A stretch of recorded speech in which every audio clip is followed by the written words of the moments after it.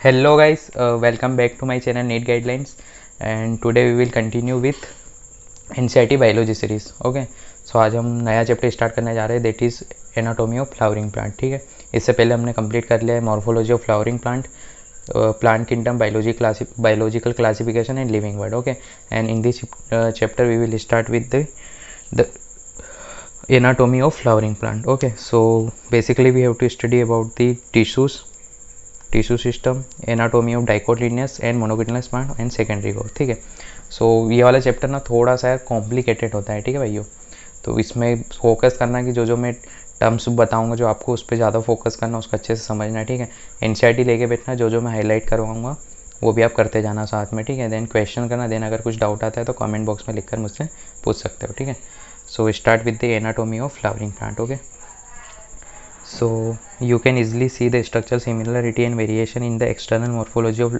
larger living both plants and animals. Similarly if we were to study the internal structure, ठीक है, anatomy किसे बोलते हैं, जैसे हमने पहले पढ़ा था मॉर्फोलॉजी, द एक्सटर्नल फीचर्स और external structure is called morphology, and in anatomy we have to study about the internal structures of plant. Okay, so that it is called anatomy of flowering plant. so सबसे पहले बात करते हैं the tissues की। ठीक है, दो type की टिश्यू होती है, एक होती है हमारी बहुत सारे सेल बन के, बहुत सारे जब सेल मिल जाते हैं तब उसके क्या बनता है, टिश्यू बनता है। ठीक है, so there are two types of tissue we have to study about the meristematic and permanent. Okay, जो मेरिस्मेटिक वो होते हैं जिनमें डिवीज़न की कैपेबिलिटी होती है, मतलब वो डिवाइड कर सकते हैं, उनको हम बोलते हैं मेरिस्मेटिक टिश्यूज़। और परमानेंट टिश्यू वो जो मेरिस्मेटिक से परमानेंट में हो जाते हैं, उनमें डिवीज़न की कैपेबिलिटी नहीं होती, एब्सेंट होती है। ठीक है, उसको हम क्या बोलते हैं, परमानेंट टिश्यू। ठीक है, सो इसमें तीन टर्म्स काफ़ी ज़्यादा इंपॉर्टेंट है और काफ़ी ज़्यादा कन्फ्यूजिंग भी है, कई बार आप इसमें कन्फ्यूज़ हो जाते हैं। ठीक है, सो तीन टर्म वो कौन कौन से, एक होता है डिफरेंशिएशन, एक डिफरेंशिएशन और एक रीडिफरेंशिएशन। ठीक है, आगे हम समझेंगे कि क्या होता है। ठीक है, तो इसको अच्छे से समझना, कई बार इस पर कन्फ्यूज़न हो जाता है, फिर आगे हम समझेंगे एग्जार्स और एंटार्स कंडीशन क्या होती है।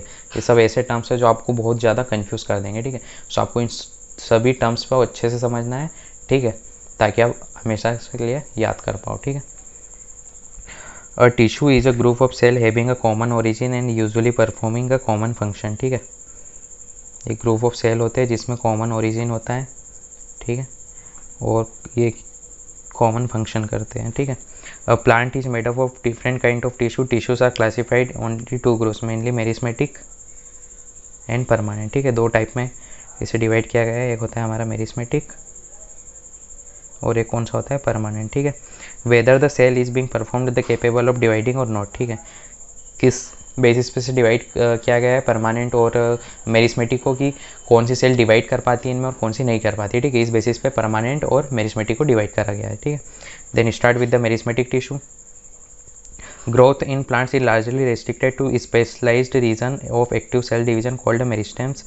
Plants have different kind of meristem. The meristem which occur at the tips of root, ठीक है, the meristem which occurs at the tips of roots and shoots are produces primarily tissues called apical meristem. ठीक है, suppose मान लीजिए this is root system.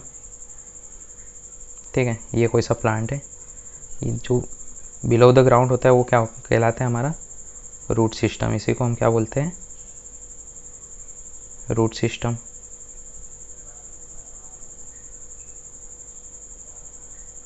ठीक है, और जो एबोव द ग्राउंड होता है उसको हम क्या बोलते हैं, रूट सिस्टम। ठीक है, सो जो यहाँ पे जो प्रेजेंट होता है, ठीक है, इसी को हम क्या बोलते हैं, apical meristem. This is called apical meristem.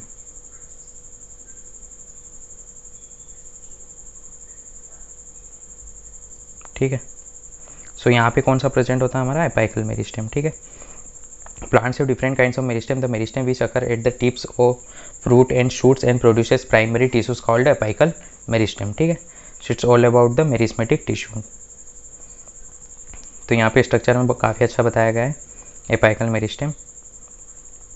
ठीक है, रूट में एपाइकल मेरिस्टेम कहाँ पे होता है, ये रहे देखो, रूट एपाइकल मेरिस्टेम, ठीक है।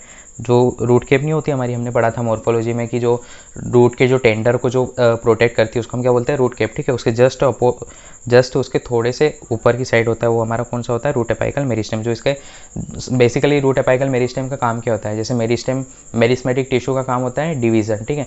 तो जो एपाइकल मेरिस्टेम होता है ये इसको इलोंगेशन में काम करता है। मतलब सपोज मान लीजिए कोई सूट है, ठीक है, तो वो जब इलोंगेट करेगा ना तो उसमें कौन सा टिश्यू काम आएगा, मेरिस्मेटिक टिश्यू, क्योंकि उसमें डिवीज़न की कैपेबिलिटी है और वो प्लांट को मतलब क्या बोल सकते हैं, वर्टिकली एलोंगेशन में काम आता है, ठीक है। और एक होता है हमारा लेटरल मेरिस्टेम और एक होता है इंटरकैलरी मेरिस्टेम। तो जो लेटरल मेरिस्टेम होता है ना वो उसकी साइड बाई ग्रोथ कराता है। मतलब सपोज मान लीजिए कोई सा सूट सिस्टम है या फिर रूट है, ठीक है, तो अगर इसकी ग्रोथ लेटरल मेरिस्टेम से होगी तो एसी होगी, मतलब just like a secondary growth, ठीक है। इसीलिए उसको बोलते हैं सेकेंडरी ग्रोथ में काम आता है कौन सा, लेटरल मेरिस्टेम, ठीक है। और जो एपाइकल मेरिस्टेम होता है वो क्या होता है कि एलोंगेशन में काम आता है, वो एलोंगेट करता है, तो उसको क्या बोलते हैं, वर्टिकली ग्रोथ करवाता है कौन सा, अपाइकल मेरिस्टेम, ठीक है। और इंटरकैलरी मेरिस्टेम का काम क्या होता है कि जो पार्ट लॉस हो जाता है उसको फिर से रीजनरेट कर देता है, तो वहाँ पे इंटरकैलरी मेरिस्टेम प्रेजेंट होता है। ये तीनों के बारे में हम आगे डिटेल से पढ़ेंगे तो आज अच्छे समझ में आ जाएगा आपको। सो ये तो हो गया रूट में, ये और हो गया हमारा रूट एपाइकल मेरिस्टेम। शूट की बात करें तो ये यहाँ पे प्रेजेंट होता है शूट एपाइकल मेरिस्टेम, ठीक है बच्चों। ये यहाँ पे प्रेजेंट होता है शूट एपाइकल मेरिस्टेम और ये यहाँ पे प्रेजेंट होता है root apical meristem, okay. So root apical meristem occupies the tip of the root while the shoot apical meristem occupies the distance most region of the stem axis, ठीक है, underline कर लेना, ये भी काफ़ी ज़्यादा इंपॉर्टेंट है। while the shoot apical meristem occupies the distant most region of the stem axis during the formation of leaves and elongation of stem, some cells left behind of the shoot apical meristem considered the axillary bud, ठीक है। जब elongation होता है तो क्या होता है कि कुछ सेल्स ऐसी होती है जो रुक जाती है, मतलब उसे हम क्या बोलते हैं कि एलोंगेशन के लिए जो सेल चले जाते हैं और कुछ सेल रुक जाती है और वो साइड बाय ग्रोथ में काम आती है, जिसको हम क्या बोलते हैं, एक्सिलरी बड, ठीक है। सो ये होता था वो कौन सी बड, उसको हम क्या बोलते हैं, एक्सिलरी बड, ठीक है। हमने आगे जो मॉर्फोलॉजी में पढ़ा था, मॉर्फोलॉजी के लेक्चर्स में जाके देख सकते हो कि वहाँ से जो एक्सिलरी बड से जो निकलता है उसको हमने नोड बोला था और दो नोड के बीच के डिस्टेंस को हमने इंटर नोड बोला था, ठीक है। तो वहीं पर इंटर नोड की जगह कौन सी प्रेजेंट होता है हमारी, intercalary meristem. Such buds are present in the axis of leaves and capable of forming a branch and flower, ठीक है। The meristem which occurs between mature tissues is known as intercalary meristem, ठीक है। दो node के बीच में पाई जाने वाली, मतलब जो इंटर नोड की जगह पे जो टिश्यू पाया जाता है उसको हम क्या बोलते हैं, इंटरकैलरी मेरिस्टेम, ठीक है। तो इंटरकैलरी मेरिस्टेम का काम क्या होता है कि सपोज मान लीजिए ये प्लांट है, ठीक है, प्लांट को मैंने यहाँ से काट दिया, ठीक है, ये मैंने यहाँ से काट दिया, तो ये बेसिकली क्या होगा कि ये जो पार्ट लॉस्ट हो जाएगा इसको फिर से रीजनरेट करने का काम कौन सी करेगी, इंटरकैलरी मेरिस्टेम, ठीक है। तो ये आपको याद रखना है। The meristem which occurs between the mature tissue is known as intercalary meristem. They occur in grasses, ठीक है, ग्रासेस में पाई जाती है। Regenerate the parts removed by the grazing herbivores, ठीक है। तो ग्रासेस में क्या होता है कि जब हर्बीवोर्स ग्रासेस खा जाते हैं, ठीक है, उनका पार्ट जब लॉस्ट हो जाता है तो उसको वापस रीजनरेट करने का काम किसका होता है, इंटरकैलरी मेरिस्टेम का, ठीक है। तो ये आपको याद रखना है। Both apical meristem and intercalary meristem are primary meristem, ठीक है। तो जो एपाइकल मेरिस्टेम और जो इंटरकैलरी मेरिस्टेम होता है इन दोनों को मिला के हम क्या बोलते हैं, primary meristem, because they appear early in life of plant and contribute to the formation of primary plant body, ठीक है। सो इसमें क्या होता है कि जो प्रो मेरिस्टेम होता है, ठीक है, जो सबसे पहले जो सपोज मान लीजिए कोई रेडिकल है, रेडिकल से क्या निकलती है, अपनी रूट्स निकलती है।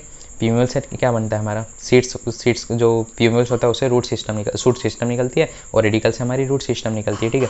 तो जो प्यूम्यूल और इनको इनिशिएट जो करती है ना, जो टिश्यू इनिशिएट करती है किसको, प्यूम्यूल को और रेडिकल को, ठीक है, उसको हम क्या बोलते हैं, प्रो मेरिस्टेम, ठीक है। तो प्रो मेरिस्टेम से जब ये इनिशिएट हो जाएगी और फिर बाद की जितनी भी चीज़ें निकल देगी उसमें कौन सा कंस्टिट्यूट हो जाता है, प्राइमरी मेरिस्टेम, ठीक है।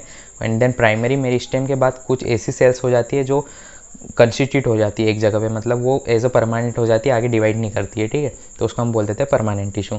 तो बेसिकली ये सारी इसकी प्रोसेस होती है, pro meristem, primary meristem and third is permanent tissue, ठीक है। The meristem that occur in the mature regions of the root and shoots of the many plant, particularly those that produce woody axis, appear later than primary meristem, which is called a secondary and lateral meristem, ठीक है। Again it is a very very important, जो मैं highlight कर रहा हूँ वो तो काफ़ी ज़्यादा इंपॉर्टेंट है ही NCERT में, ठीक है। तो वो आपको याद करना ही है because it is exam oriented से काफ़ी ज़्यादा ज़रूरी है, ठीक है। The cylindrical meristem, fascicular vascular cambium interfascicular cambium are the example of lateral meristem. ठीक है, तो लेटरल मेरिस्टेम के एग्जांपल क्या क्या हो गए? Examples are again very very important. पहले से हम बोलते आ रहा हूँ कि एनसीईआरटी के जितने भी एग्जांपल्स हैं सब आपको याद करना है, काफ़ी ज़्यादा इंपॉर्टेंट है। ठीक है, तो इसके किसके लेटरल मेरिस्टेम के एग्जांपल क्या क्या हो गए हमारे? फेसिकुलर वस्कुलर कैम्बियम, ठीक है, interfascicular cambium and cork cambium are examples of lateral meristem. ठीक है, vascular cambium, interfascicular cambium and cork cambium are the examples of lateral meristem. ठीक है, जो क्या प्रोवाइड कराते हैं? सेकेंडरी ग्रोथ में। लेटरल मेरिस्टेम किस में काम आती है? उनके गर्थ में ना, उनकी ग्रोथ में ग्रो कराती है। ठीक है, सो उसको वो सेकेंडरी ग्रोथ कराती है, उसको क्या बोलते हैं हम? Lateral meristem. This are responsible for producing secondary tissue. ठीक है, इसमें दिया भी गया है, देखा, this are responsible for producing secondary tissue. Following divisions of the cell in both primary as well as secondary meristem, the newly formed cells become structurally and functionally specialized in those ability to divide, जो divide होने की capability जिसमें absent हो जाती है। जैसा कि मैंने आपको बताया था ना कि प्राइमरी मेरिस्टेम जब परमानेंट टिश्यू में कन्वर्ट हो जाएगी, तो परमानेंट टिश्यू का मतलब ही क्या होता है कि जिसमें डिवाइड करने की कैपेबिलिटी एब्सेंट है या फिर खत्म हो गई है, तो उसको हम बोलते हैं परमानेंट टिश्यू। ठीक है, so the newly formed cell become structurally and functionally specialized due to the loss of the divide capacity. Such cells are called permanent cell और mature cell constitute the permanent tissue। ठीक है, तो यहाँ पे मैं आपको बता देता हूँ कि डिफरेंशिएशन, डी डिफरेंशिएशन और री डिफरेंशिएशन क्या होता है। जैसा मैं बता रहा हूँ सेम आपको वैसे ही याद रखना है, फालतू की इधर उधर की डेफिनेशन ही पढ़नी है, बिकॉज डेफिनेशन के चक्कर में क्या ना माइंड में कन्फ्यूजन क्रिएट होगा और अगेन आप भूल जाओगे। ठीक है, सो मैं जितना बता रहा हूँ स्टेप बाय स्टेप आपको याद रखना है। ठीक है, सो सबसे पहले बात करते हैं हम डिफरेंशिएशन की। डिफरेंशिएशन क्या होता है? सपोज मान लीजिए ये कोई मेरिस्टेम सेल है। ठीक है, मेरिस्मेटिक सेल, इसका मतलब क्या है? इसमें डिवाइड करने की कैपेबिलिटी है। ठीक है, ये कन्वर्ट हो गई किसमें? Permanent system. ठीक है, सपोज मान लीजिए ये थी हमारी कौन सी? प्राइमरी मेरिस्टेम, सॉरी, ये थी हमारी कौन सी? Primary meristem. ठीक है, ये कन्वर्ट हो गई किसमें? परमानेंट टिश्यू में। ठीक है, ये कन्वर्ट हो गई permanent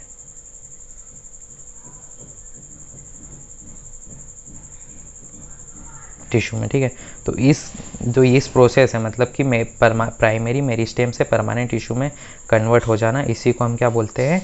D differentiation, sorry differentiation. ठीक है, इसी को हम क्या बोलते हैं? डिफरेंशिएशन। मतलब किसी भी प्राइमरी मेरिस्टेम का परमानेंट टिश्यू में कन्वर्ट होना इज कॉल्ड डिफरेंशिएशन। ठीक है, अगेन आई एम रिपीट, किसी भी प्राइमरी मेरिस्टेम का परमानेंट टिश्यू में कन्वर्ट होना कॉल्ड डिफरेंशिएशन। ठीक है, फिर अगेन सपोज मान लीजिए अगर ये परमानेंट टिश्यू में वापस कैपेबिलिटी, मतलब वापस इन्होंने डिवाइड करने की कैपेबिलिटी आ गई परमानेंट टिश्यू में, इसने गेन कर ली। ठीक है, वापस ही किस में कन्वर्ट हो जाएगा? सपोज मान लीजिए कन्वर्ट हो गया सेकेंडरी मेरिस्टेम या प्राइमरी मेरिस्टेम से वापस में। ठीक है, तो इसको हम क्या बोलते हैं? D differentiation. ठीक है, प्राइमरी मेरिस्टेम से परमानेंट में जाना डिफरेंशिएशन, एंड परमानेंट से फिर वापस मेरिस्मेटिक बनना। ठीक है, उसको हम क्या बोलते हैं? D differentiation.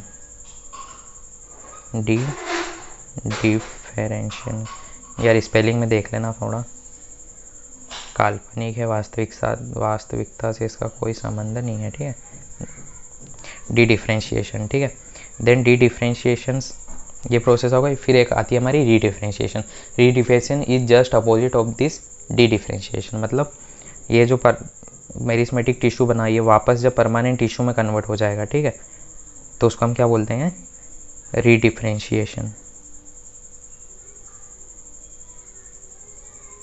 ठीक है, तो पूरा मैं आपको एक्सप्लेन कर देता हूँ एक बार।